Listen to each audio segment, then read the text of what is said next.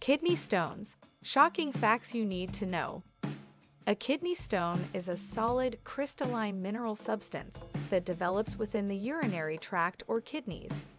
The kidneys, ureters, bladder, and urethra are all parts of the urinary system. In medical terminology, kidney stones are also referred to as renal calculus or nephrolith. Kidney stones are one of the most painful medical conditions. Usually, kidneys filter kidney stones out of our bodies through urine. Dehydration can cause the salts to occasionally not dissolve, leading to crystallization. These crystals can become so big that they block the ureter or the renal ducts, producing excruciating pain in the urinary tract. Kidney stones can develop for a variety of reasons. The primary contributing element is dehydration. By consuming 8 to 10 glasses of water each day, you can stay hydrated and lower your chance of developing kidney stones. The production of stones is also influenced by dietary and genetic variables. The pain brought on by stones can be extremely intense and often comes in waves that last anywhere between 20 and 60 minutes. In this video, I'll go into a detailed discussion of kidney stones, what causes them, what treatments are available, and how to avoid them.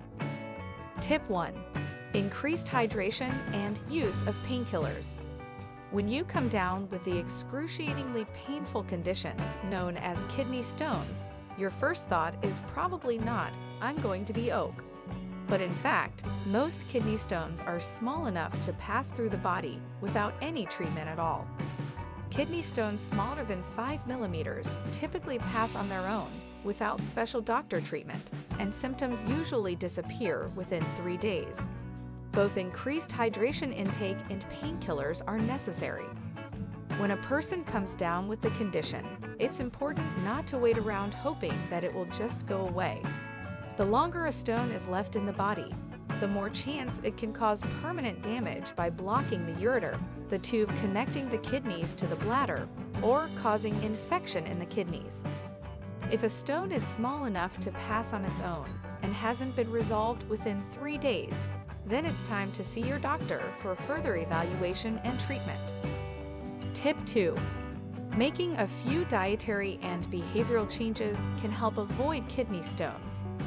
One of the best ways to prevent kidney stones is to drink plenty of water and avoid certain foods, such as those high in protein. Kidney stones are a painful reality for many people.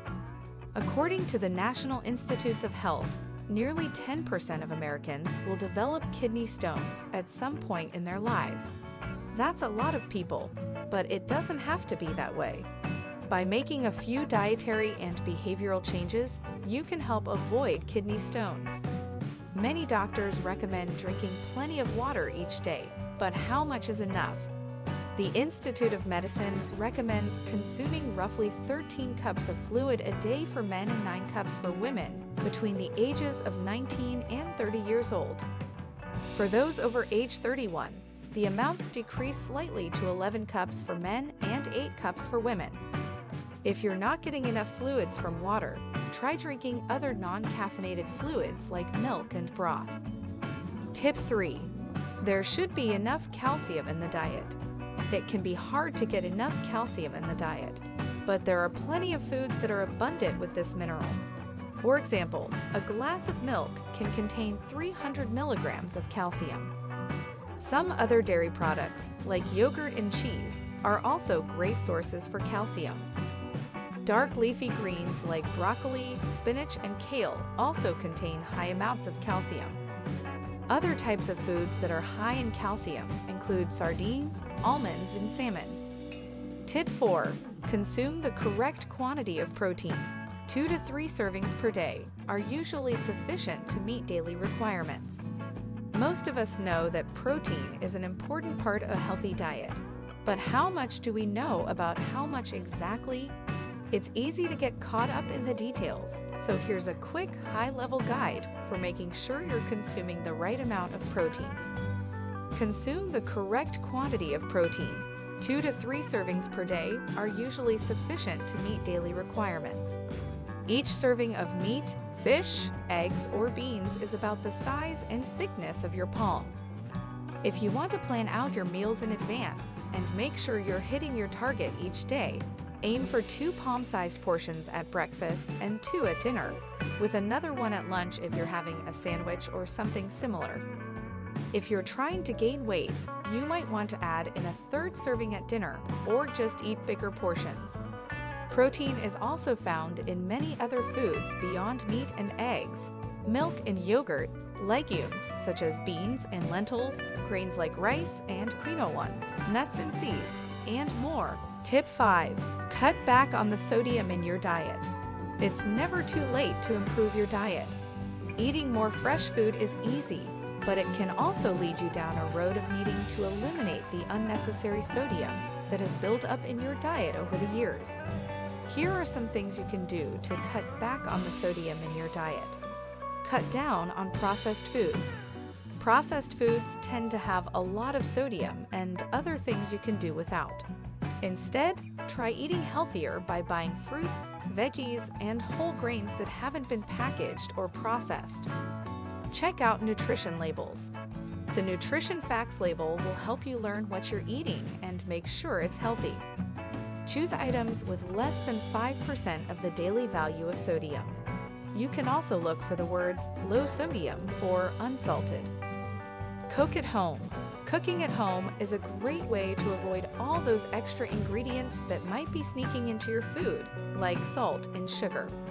It's also much easier to control how much salt you use while cooking at home. Tip 6. Don't take too many vitamin C supplements because too much of it can make more oxalate, which can raise the level of oxalate in urine. Too much vitamin C can cause too much oxalate in urine because vitamin C helps with the production of oxalate, which becomes an increasing risk when a person over the age of 65 is taking supplements. It's recommended to limit the intake of vitamin C at 2,000 mg per day. One thing that can help reduce the amount of oxalate in urine is to eat more foods rich in calcium and potassium. Eating foods that are natural sources of calcium and potassium, such as fruits, veggies, nuts, and dairy products, can also help you keep your blood pressure under control. Tip 7. Never take vitamin D pills without a doctor's prescription. Vitamin D pills are easily over-the-counter and available at most pharmacies.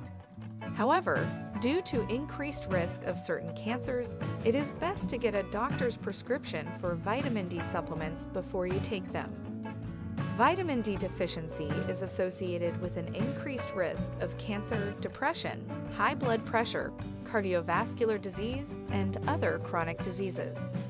The vitamin is also good for bone growth and helps prevent osteoporosis. Children who do not get enough vitamin D might have brittle bones and low bone density.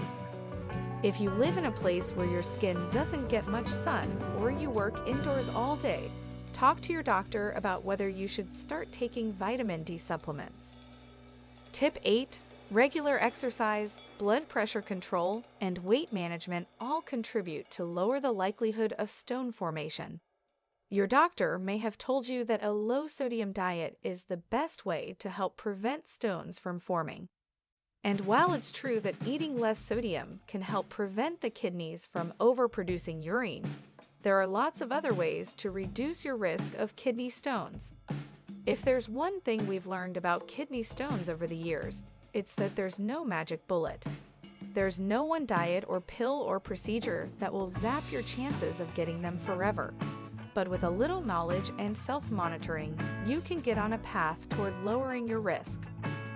The reality is that you don't need a complex list of things to do in order to stay healthy. It should be simple and straightforward, and that's exactly what it is. It's not just one thing that you can do, it's the combination of things, done together, that will give you the best chance at staying fit. Even if there were some magic pill out there that would allow you to be the best version of yourself without changing your lifestyle, why would you want to take something when you could naturally stay healthy with relatively little effort? Don't forget to like and subscribe our channel, The Good Fat, for more amazing content like this.